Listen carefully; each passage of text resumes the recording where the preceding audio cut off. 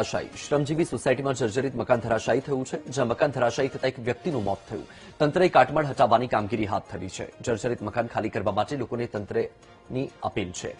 દ્રશ્ય તમારી TV screen પર રાજકોટના છે, બેડીપરાના છે, કે જ્યાં એક શ્રમજીવી સોસાયટીમાં એક જર્જરિત મકાન ધરાશાયી થઈ ગયું. રાજકોટમાં ગઈકાલથી પડી રહેલા ધીમેધારે વરસાદને કારણે અત્યારે જર્જરિત મકાન છે તે ધરાશાયી થયું છે. મોડી રાત્રે આ જર્જરિત મકાન ધરાશાયી થતા એક વ્યક્તિનું મૃત્યુ નીપજ્યું છે.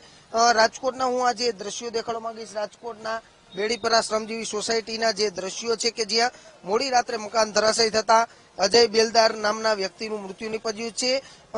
સાથે સાથે આપ દ્રશ્યો જોઈ શકો છો. આખું આ મકાન છે તે ઉપરથી લઈ નીચે સુધીનું ધરાશાયી થયું છે. આ સમગ્ર હું દ્રશ્યો દેખાડવા માંગી કેવી સ્થિતિ હશે.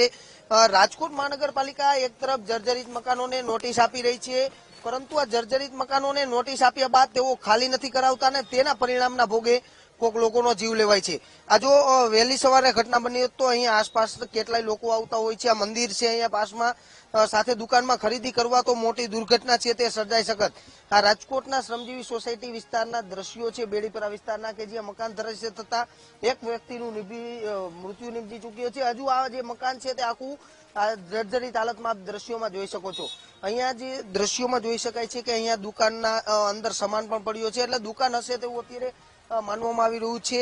જે વ્યક્તિ અંદર હતા તેઓનું ઉપર દટાઈ જવાને કારણે મૃત્યુ નીપજ્યું છે.